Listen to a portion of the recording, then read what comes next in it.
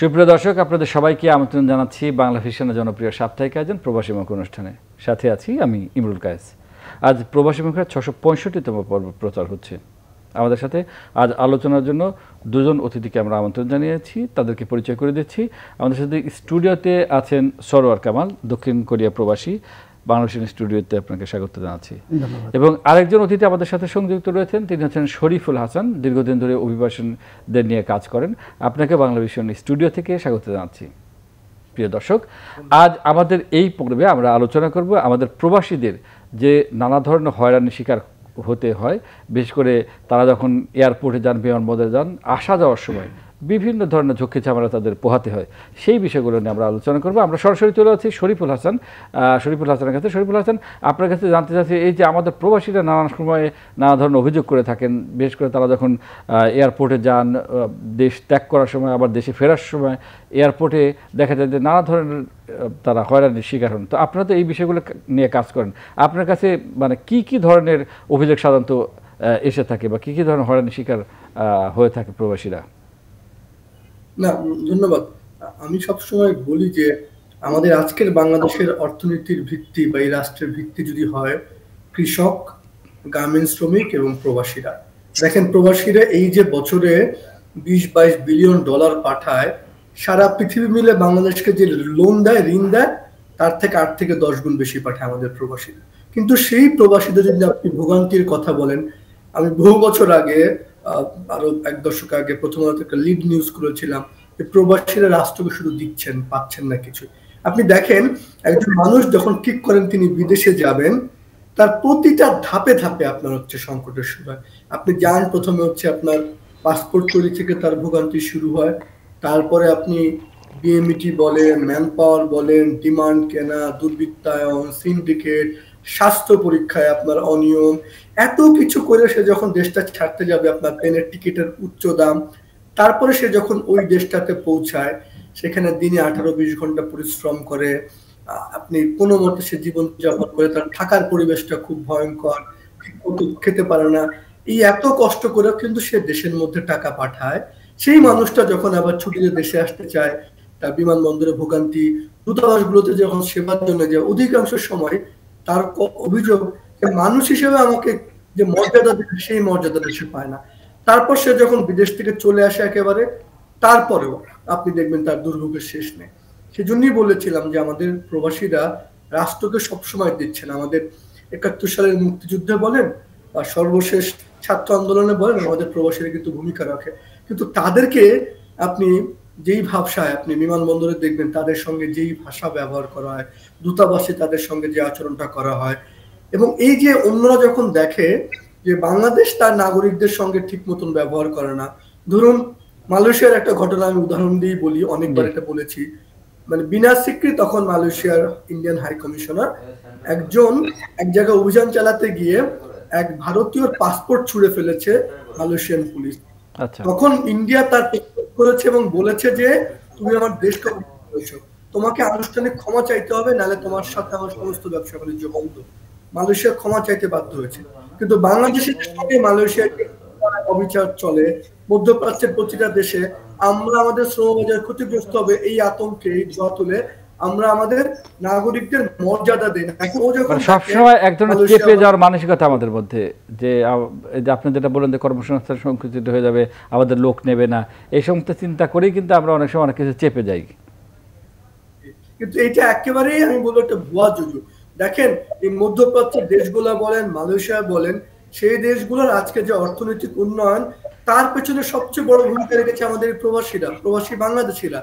যে কাজগুলো আমাদের বাংলাদেশিরা করে, 3D, ডার্টি, ডেঞ্জারাস, ডিফিকাল্ট, সবচেয়ে কঠিন কাজ, ঝুঁকিপূর্ণ কাজ। আপনি গত 16-17 বছরে বিদেশে এরকম কাজ করতে গিয়ে প্রায় 45,000 প্রবাসীর লাশ এসছে। এই যে এত কষ্ট আমার প্রবাসীরা করে পরিবার স্বজনদের থেকে দূরে থেকে, সেই মানুষগুলোকে, আমার নাগরিককে আমি সম্মান দিব না? আর আমরা যদি আমার নাগরিককে সম্মান না দেই, তাহলে আর কে দিবে? সেটা ঘরে যদি সম্মান না পায়, বাইরে যাতে সম্মান পাওয়ার, আসলে এটা তো একটা কথাই আছে এরকম। সর্বশেষ যে নতুন 3rd টার্মিনাল হচ্ছে, সেই 3rd টার্মিনালে আপনি আমরা কি রেখেছি প্রবাসীদের জন্য একটা জায়গা যেখানে সে তার প্রবাসী স্বজনদের বিদায় দিতে পারবে? আপনি ঢাকা এয়ারপোর্টে যান, একজন প্রবাসীকে বিদায় জানানোর জন্য বা গ্রহণ করার জন্য তার পরিবার স্বজন যেভাবে থাকে, যে পরিমাণ দুর্ভোগে মানে পোহাতে হয়, তারা কিন্তু মানুষ হিসেবে যে নর্মাল সম্মান মর্যাদা দেওয়া দরকার আমরা দিতে পারি না। আমাদের প্রবাসীরা কিন্তু অনেক কিছু চায় না, তাদের সাধারণ অভিযোগ শুনবেন যে আমি মানুষ হিসেবে মর্যাদা পাই না। আপনি বিমানের টিকিট বলেন, 1 কোটি প্রবাসী যে দেশের লোক, যেই দেশের প্রবাসীদের সব দেশের এয়ারলাইন্স ব্যবসা করে, আমার বিমান ব্যবসা করতে পারে না, আমার বিমান লস করে, টিকিটের উচ্চ দাম, ভোগান্তি, মালয়েশিয়ায় বছরের পর বছরের সিন্ডিকেট, বাংলাদেশ থেকে বিদেশ যাওয়ার খরচ গোটা পৃথিবীর মধ্যে সবচেয়ে বেশি এবং তার আয় সবচেয়ে কম। আমি মনে করি এই যে নতুন পরিবর্তনের যে সময়, সেই সময় আমাদের অন্তর্বর্তী সরকারের যে ডক্টর ইউনূস, তিনি প্রবাসী কল্যাণ দায়িত্বে রয়েছেন। আমি শরীফুল হাসান এই প্রসঙ্গে আসবো। আমাদের সাথে একজন প্রবাসী আছেন সরাসরি, তো তার কাছে শুনে আসি যে আসলে সে কি ধরনের। সরওয়ার কামাল, আপনি তো যাওয়া আসা করেন, দীর্ঘদিন ধরে দক্ষিণ কোরিয়া থাকেন, আসা ধর্মতে আছেন, আপনি কি একটু বলবেন কি ধরনের সমস্যা আপনাদেরকে ফেস করতে হবে? আমি শুরু করে আসলে শরীফুল হাসান ভাইয়ের কথা দিয়েই, আমরা যে এয়ারপোর্টে ঢুকি, পৃথিবীর সব এয়ারপোর্টে যেটা হয়, প্রথমে একটা জায়গা থাকবে যেখানে আপনি গিয়ে সি অফ করতে পারবেন এবং এয়ারপোর্টের ভিতরেই। এরপরে যেটা করে ইমিগ্রেশনের ঠিক আগ মুহূর্তে আপনাকে অবশ্যই আপনার যে জিনিসপত্র লাগেজ আছে এগুলো চেক করে। কিন্তু বাংলাদেশে ঢাকায় একমাত্র এয়ারপোর্ট, আপনি ঢুকার সময় একবার চেক করবে এবং প্রত্যেকটি এয়ারলাইন্স আলাদাভাবে আবার চেক করে। তার মানে আপনাকে 2বার ব্যাগ খুলতে হবে। মানে এয়ারলাইন্সগুলো বাংলাদেশের এই ইমিগ্রেশনকে ট্রাস্ট করে না দেখেই এই কাজটা করে। এটা কিন্তু 2বার ভোগান্তি। এটা কিন্তু অন্যান্য কোনো দেশে নেই, কিন্তু আপনি কোনো দেশে নেই। তাছাড়া ভাই একটু আগে যেটা বললো যে আমরা কিন্তু রেমিটেন্স সেন্ডিং কান্ট্রি। আপনি ধরুন কোরিয়া, জাপানের কথা বললে, তারা বিদেশ যায় কি জন্য? ঘুরতে যায়, ওনাদের কথা আলাদা। কিন্তু আমাদের যারা যাচ্ছে ম্যাক্সিমাম কর্মসংস্থান, কাজের জন্য যাচ্ছে। তো ওনাদেরকে যখন সি অফ করতে যাচ্ছে, দেখেন রাস্তার বাইরে যেভাবে ওনাদেরকে একদম যান যান বাইরে যান বাইরে এভাবে করে ট্রিট করা হয়, তাদের জন্য কোনো জায়গা নেই। তখন তো আসলে যখন একটা লোক বিদেশে যায় তখন তো মন মানসিকতা এমনিতেই ঘুরতে গেলে তো এক ধরনের আনন্দ থাকে, ফুর্তি থাকে যে আমি ঘুরতে যাচ্ছি। কিন্তু যখন কাজে যায় বা যারা মানে শ্রমজীবী মানুষ তারা অভিবাসী হতে যায়, তখন তো মন মানসিকতা আসলে একেবারে বিষণ্ণ থাকে।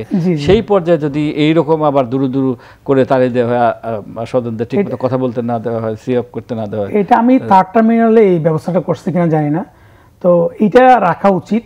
আরেকটা বিষয় হচ্ছে, আমরা যখন প্রবাসীরা ঢাকায় আসে, তো যারা বিশেষ করে মিডল ইস্ট থেকে আসে তারা কিন্তু এমনিতে ভয়ে থাকে, কি না কি হয় আল্লাহ জানে। তো এখানে ভাষাগত যে ব্যাপারটা, আমি মনে করি একদম ইমিগ্রেশন বা ওখানে যারাই কাজ করে তাদেরকে বিশেষ ট্রেন আপ করানো দরকার, কিভাবে কথা বলতে হয়, কিভাবে প্রবাসীদের সাথে কথা। যেমন একজন যারা একটু কম পড়াশোনা করা, তারা কিন্তু অনেক কিছু দেখে না বা দেখেও ভয় পায়, তখন তাদের সাথে যেভাবে মানে একদম স্ট্রেট যেভাবে কথা বলে, অনেকে দেখেছি যে বোর্ডিং কার্ড যেটা পুরো করতে একদম শুরু থেকে টোটাল প্রসেসটা, সেটাও কিন্তু এটা কিন্তু ধরেন আপনি অন্যান্য দেশের সাথে কল্পনা করা যায় না। ওরা তো ধরেন ওখানে প্রশ্ন করেন, আমি একটা সিম্পল উদাহরণ দিই, আমাদের ইমিগ্রেশন যেসব প্রশ্ন করে, এটা আপনি আশ্চর্য হয়ে যাবেন। আমার আজকে 15-20 বছরের যে জার্নি, প্রায় 2-3 মাস পর যাওয়া আসা করি, অনেক সময় দেখি একজনকে জিজ্ঞেস করে, আমাকে তো অনেকবার জিজ্ঞেস করছে, আপনি কি কোরিয়ায় বিয়ে করছেন? মানে ওখানে এই বিষয় নিয়ে কীভাবে আছেন, মনে করছে বিয়ে করলে এখানে যাওয়া যায়। এটা তো প্রশ্ন করার কথা না, প্রশ্ন করার কথাই না। মানে দুবাই যাচ্ছি, আপনি দুবাই কী জন্য যাবেন? এবং এই প্রশ্ন ঠিক আছে, দুবাই কী জন্য যাবেন।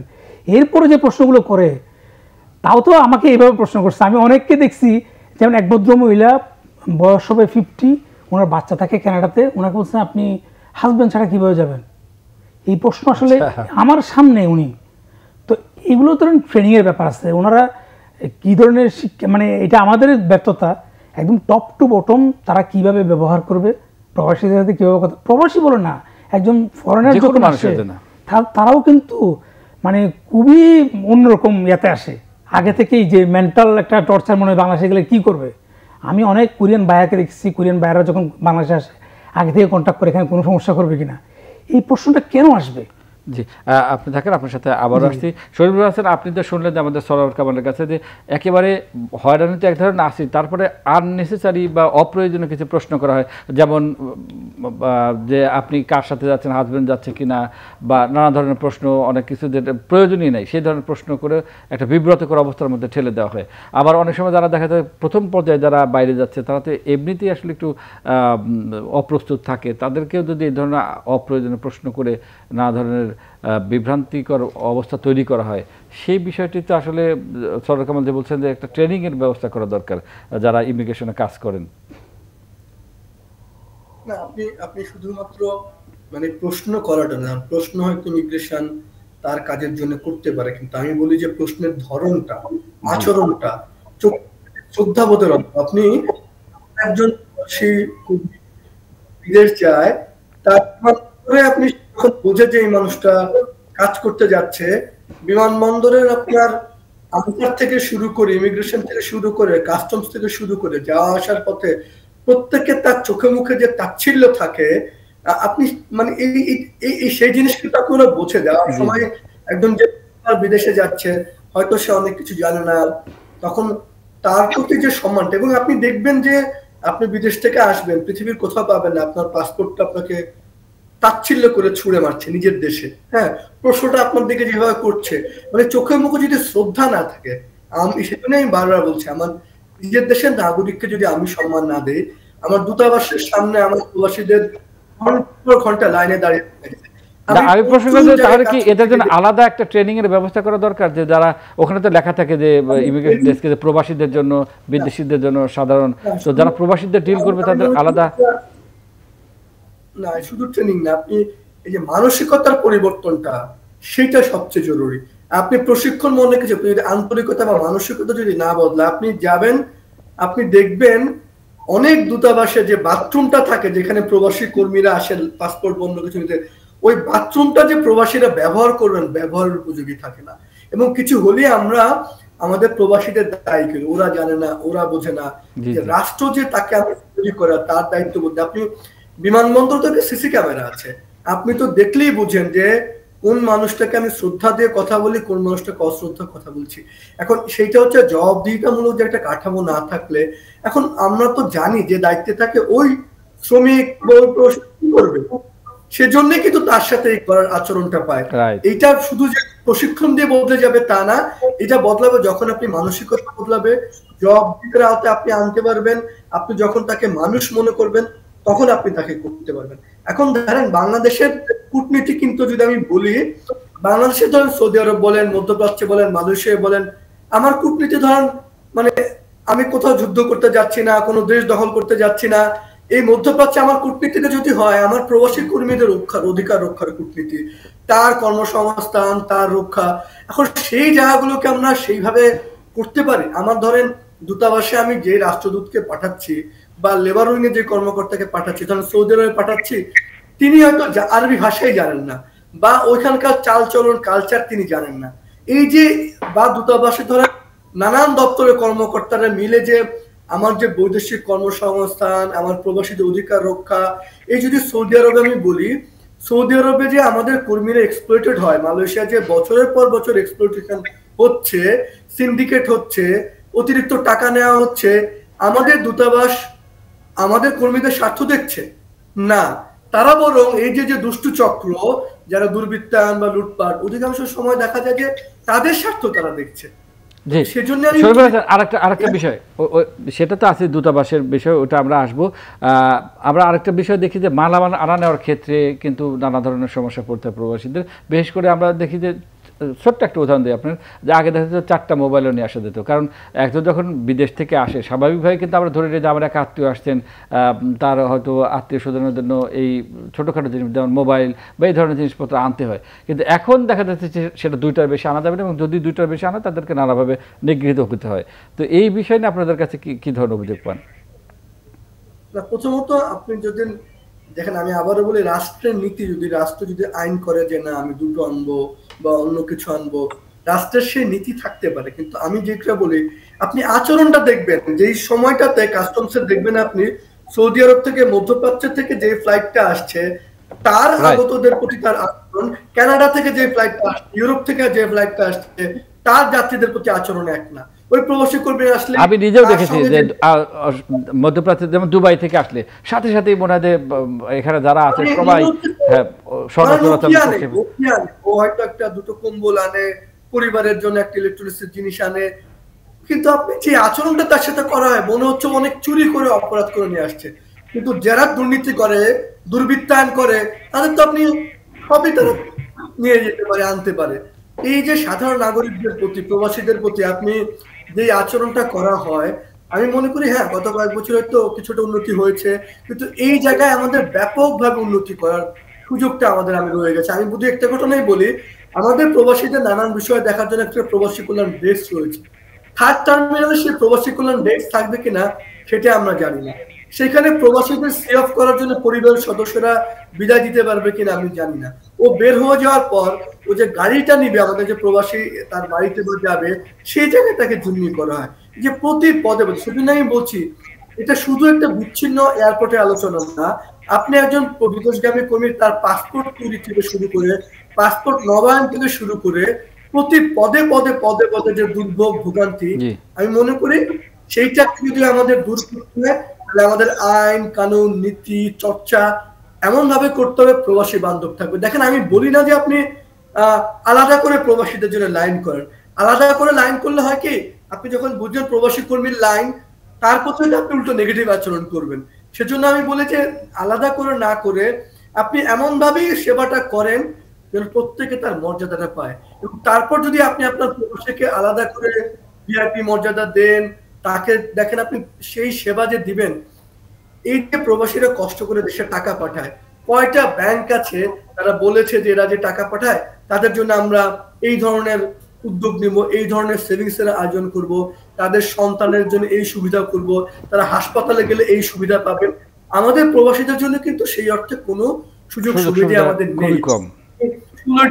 বলেন, রাষ্ট্রীয় প্রোগ্রামে বলেন, একজন প্রবাসী শ্রমিক কর্মীর তার কিন্তু অধিকার থাকে না। যখন যে ক্ষমতায় থাকে রাজনৈতিক দল, তাদেরই দুর্বৃত্তায়ন, তাদেরই বসার জায়গা, তারাই যেন সমস্ত কিছু সুবিধা ভোগ করে। আমার প্রবাসী কর্মী শ্রমিক ভাইটা কিন্তু সেই মর্যাদাটা পান না।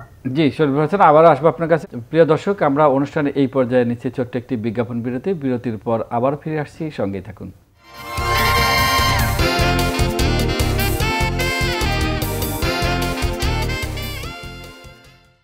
প্রিয় দর্শক, বিজ্ঞাপন বিরতির পর আপনাদের আবারও স্বাগত জানাচ্ছি প্রবাসীমুখ অনুষ্ঠানে। আমাদের আলোচনা চলছে। আমাদের দুজন অতিথি আজকে শরীফুল হাসান, অভিবাসন বিশেষজ্ঞ, এবং সরোয়ার কামাল, দক্ষিণ কোরিয়া প্রবাসী। আমরা সরোয়ার কামাল, আপনার কাছে যেহেতু আপনি দীর্ঘদিনের একজন এক্সপিরিয়েন্স মানুষ, আপনার কাছে শুনতে চাইব। তার আগে বলে রাখি যে প্রিয় দর্শক, আমাদের সরোয়ার কামাল কিন্তু বাংলা টেলিগ্রাফের সম্পাদক, দক্ষিণ কোরিয়ায় একটি বাংলা সংবাদপত্র, তো সেখানেও কাজ করেন।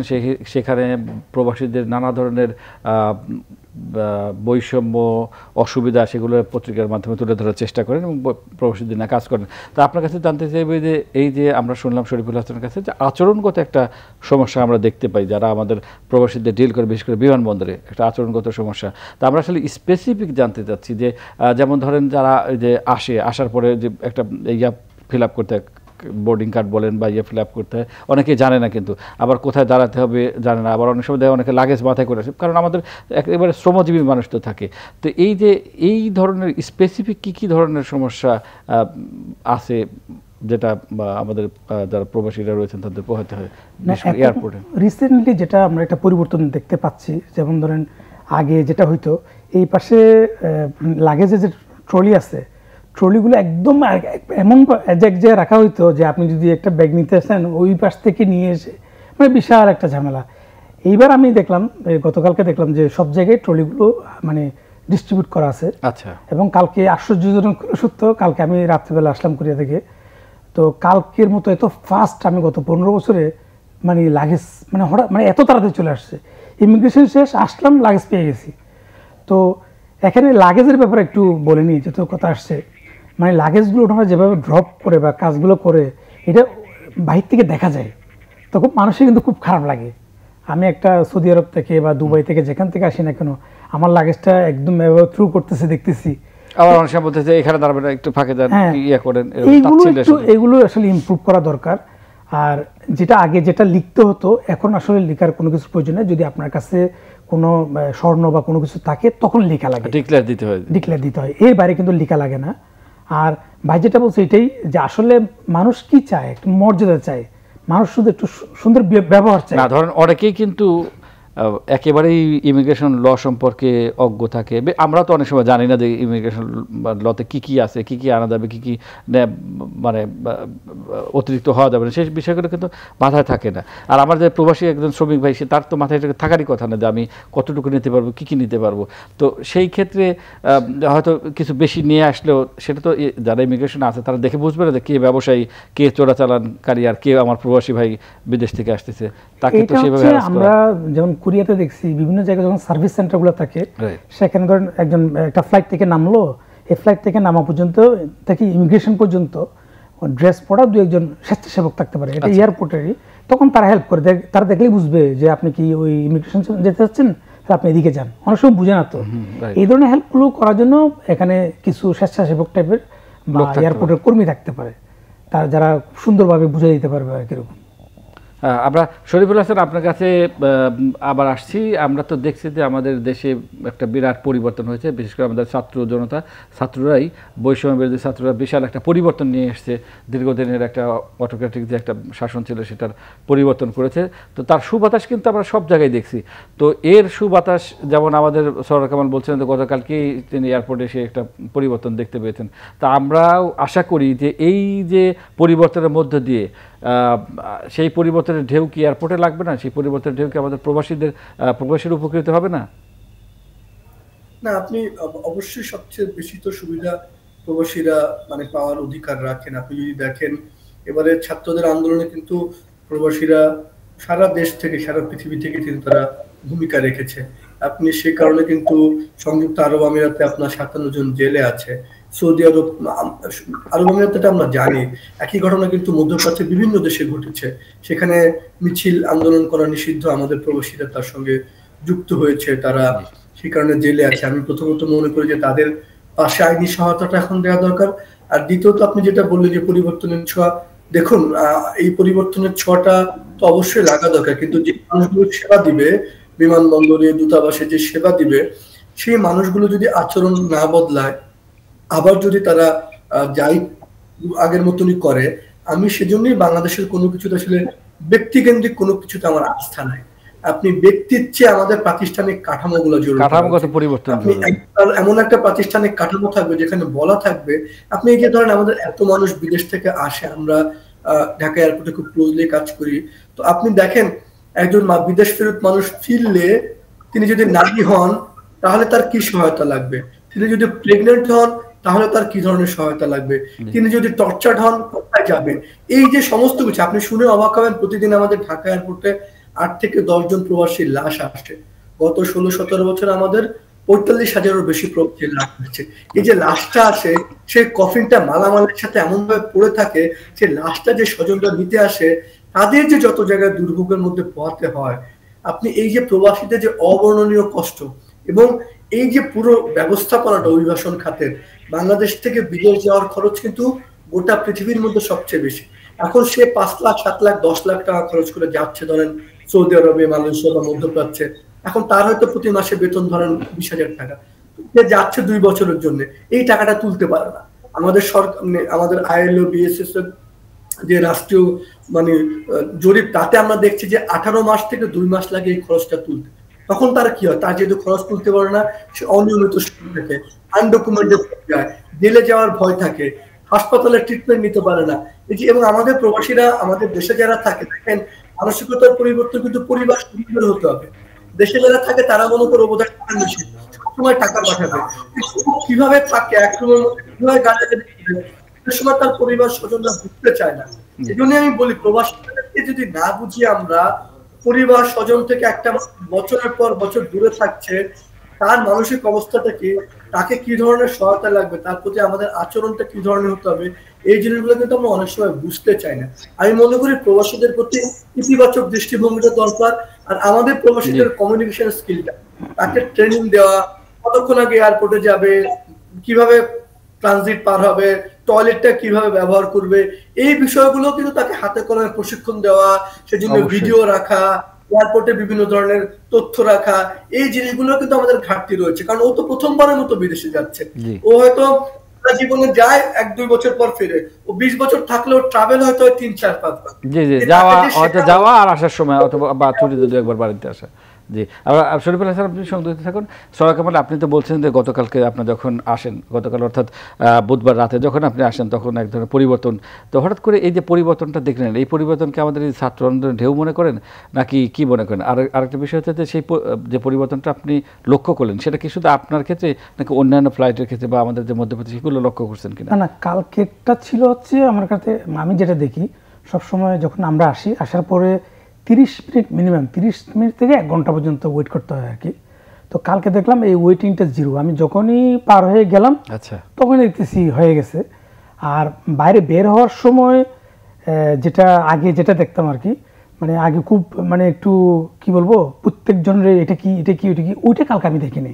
এটা কি কাকতালীয় নাকি প্রভাব, এটা ঠিক 100% বুঝতেছি না, বাট মনে হচ্ছে যে একটু ভয় পাচ্ছে। ফ্লাইটের চাপ কি মানে কেমন ছিল, স্বাভাবিক ছিল? মিডিয়াম মিডিয়াম মিডিয়াম ছিল, মিডিয়াম ছিল, তাহলে তো বলা মনে হচ্ছে, আমার কাছে মনে হচ্ছে যে হঠাৎ করে হ্যাঁ হ্যাঁ। আচ্ছা, আমি আপনার কথা সূত্রে একটা পয়েন্ট আমি ভুলে যাব, জি বলেন। টিকিটের কথা, যেটা আমরা দুবাই থেকে হোক যে কোনো দেশ থেকে যখন টিকিট করে বাংলাদেশে আসি, রিটার্ন টিকিট করি, সেটা আর এখান থেকে যে আমরা রিটার্ন টিকিট করি এটা ডাবল, কিন্তু সবসময় ডাবল। কোরিয়া থেকে আমরা যখন আসি এখানে ধরেন সর্বোচ্চ $600 প্রাইস হবে, কিন্তু এখান থেকে করতে গেলে মিনিমাম $1100 থেকে $1200। দুবাই থেকে সেম, দুবাই থেকে আপনি আসেন এখানে বাংলাদেশে হয়তো 25,000 30,000 টাকা, কিন্তু এখান থেকে যাওয়ার সময় 50,000 টাকা প্লাস। আপ ডাউন করতে গেলেও এখান থেকে যা কাটবেন এটা ডাবল। আচ্ছা, তো এইটা কিন্তু একদম এখন না, এটা সব সময় হয়ে আসতেছে। এটার অনেকগুলো কারণের মধ্যে একটা কারণ সবাই যেটা বলে, বিমানবন্দরের চার্জ আছে অনেক হাই, আর একটা বলে যে সিন্ডিকেট, এখান থেকে একটা বিশাল পেমেন্ট দিতে হয়। এইটা আমার কাছে মনে হয় খুবই পেইনফুল একটা জিনিস। এই বললাম যে আমি যদি ঘুরতে যাই, আমি স্পেন্ড করলে আমার সমস্যা নাই, কিন্তু যারা যাচ্ছে তারা তো অনেক কষ্ট করে টাকাটা বিভিন্ন জায়গা থেকে জোগাড় করে যাচ্ছে, অনেকে ধার করে জমি বিক্রি করে বাড়ি বিক্রি করে। এটা কিন্তু যদি গভর্নমেন্ট চায়, নতুন গভর্নমেন্ট যদি চায়, এটা সিম্পলি এটা নিয়ে বসলে আশা করি আমাদের যে নতুন সরকার গঠিত হয়েছে, দলনিরপেক্ষ সরকার, অন্তর্বর্তী সরকার, সেটা নজর দেবে। আমরা শরীফুল হাসান আপনার কাছে স্পেসিফিক জানতে চাচ্ছি, আমাদের যে সরার কামাল যেটা বললেন যে গতকালকে এসে তিনি একটা পরিবর্তন দেখতে পেয়েছেন এয়ারপোর্টে, এবং তিনি বলছেন যে মানে ফ্লাইটের চাপ কিন্তু কম ছিল না, মোটামুটি যেটা স্বাভাবিক সেরকমই ছিল। তো এই যে পরিবর্তনটা, এই পরিবর্তন কি ছাত্র আন্দোলনের কারণে বা যে পরিবর্তনটা দেশে আসছে সেই ধরনের কোনো তথ্য আপনাদের কাছে আছে কিনা, বা আপনি এই ধরনের তথ্য জোগাড় করার চেষ্টা করেছেন কিনা?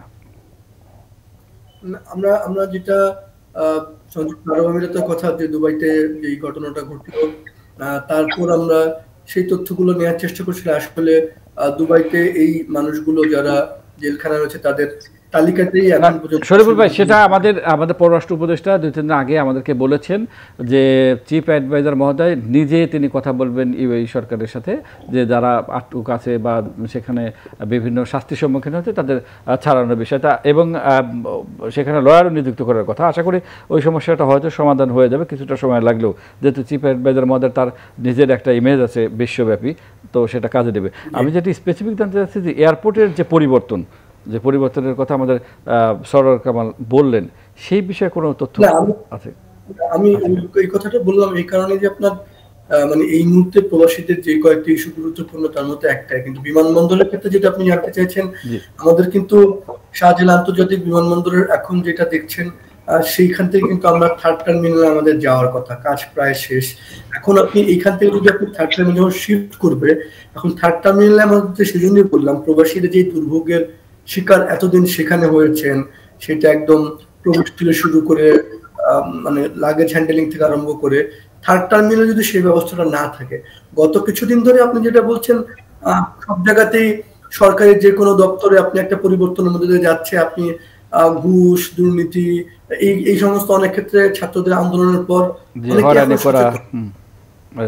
সচেতন, তো বিমানবন্দরেও সেই সাময়িক পরিবর্তনটা দেখছেন। কিন্তু আমি মনে করি টেকসই একটা কাঠামো দাঁড় করানো জরুরি, যেখানে প্রবাসীদের জন্য সমস্ত ধরনের ব্যবস্থাগুলো থাকবে, একটা ম্যানুয়াল থাকবে, এসওপি থাকবে বিমানবন্দর কর্তৃপক্ষের কাছে, যে একদম লিখিত থাকবে প্রবাসীদের সঙ্গে কেমন ব্যবহার করা হবে, ফেরার পর তার কি হবে, বিপদে পড়লে কি হবে, কি ধরনের জিনিস আনবে, এবং সেই ভিডিও সেই জিনিসগুলো যদি ওয়েবসাইট গুলোতে দেয়া থাকে, ইউটিউবে দেয়া থাকে, আমাদের প্রবাসীদের জানতে পারে, আমি মনে করি এইগুলো করতে পারলে আমাদের জন্য ভালো। কিন্তু আমি আবারও বলবো, আমাদের বিমানবন্দর, তারপর দূতাবাস, এয়ারলাইন্স, এই সমস্ত জায়গাগুলোতে।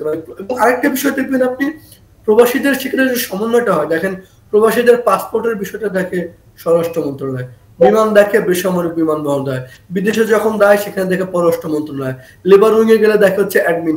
এই যে এখানে এতগুলো দপ্তর, প্রবাসীদের বিষয় দেখে প্রবাসী কল্যাণ মন্ত্রণালয়, পাচার হলে স্বরাষ্ট্র মন্ত্রণালয়, এই যে এতগুলো দপ্তর, আমি মনে করি যে আমাদের প্রবাসীদের সার্বিক বিষয়টা দেখভাল করার জন্য এই সমস্ত দপ্তরগুলো মিলে যদি একটা সমন্বয় টিম থাকে, যেখানে সে দ্রুত সেবা পাবে, তার কোনো দুর্ভোগ হলে আমরা অ্যাড্রেস করতে পারবো, এবং তার পার্ট হিসেবে একদম পুরো প্রত্যেকটা আমরা আলাদা করে, যদি আপনি বিমানবন্দর বারবার বলছেন, শুধু বিমানবন্দর কিন্তু সেবার এক না, সে আপনি শুনলে অবাক হবেন কোনো স্বাধীন রাষ্ট্রে এটা হয় কি না।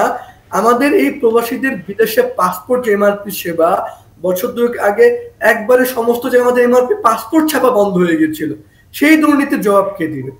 নানান ধরনের দুর্ভোগ গুলো। সেজন্য আমি বলছি একটা প্রাতিষ্ঠানিক লাগবে যেখানে সে খুব সহজে সেবা পাবে, তাকে ওই মর্যাদা দেওয়া হবে, তাকে ঘন্টার পর ঘন্টা দুর্ভোগে থাকতে হবে না, একটা কাঠামো দাঁড়াবে। এবং নারী শ্রমিকদের কথা যদি আমি বলি, মধ্যপ্রাচ্যে আমাদের যে সৌদি আরবের নারী শ্রমিকরা যায়, তারা যে এক্সপ্লোরের শিকারটা হয়, সেজন্য আমি মনে করি আমাদের আন্তর্জাতিক ভাবেও প্রবাসীদের অধিকার রক্ষায় আমাদের কথা বুঝতে পারছি শরীফুল ভাই। ধন্যবাদ শরীফুল হাসান আমাদেরকে সময় দেওয়ার জন্য, এবং সরোয়ার কামাল আপনাকেও ধন্যবাদ, দুজনই চমৎকার আলোচনা করেছেন। প্রিয় দর্শক, আমরা আজকে যে বিষয়টি আলোচনা করার চেষ্টা করলাম সেটা হচ্ছে আমাদের প্রবাসীরা কি ধরনের সমস্যার সম্মুখীন হয়, বিশেষ করে বিমানবন্দর থেকে আসা দেওয়ার সময় যে ধরনের সমস্যাগুলোর সম্মুখীন হয় সেই বিষয়গুলো আলোচনা করলাম। আপনারা সবাই জানেন, প্রবাসীরাও জানেন যে দেশে একটি পরিবর্তন এসেছে, ছাত্র জনতার অভ্যুত্থানের মধ্য দিয়ে একটি নতুন অন্তর্বর্তী সরকার এসেছে। সেই সরকার আসার পরে পরিবর্তনের ঢেউ সব জায়গায় লেগেছে।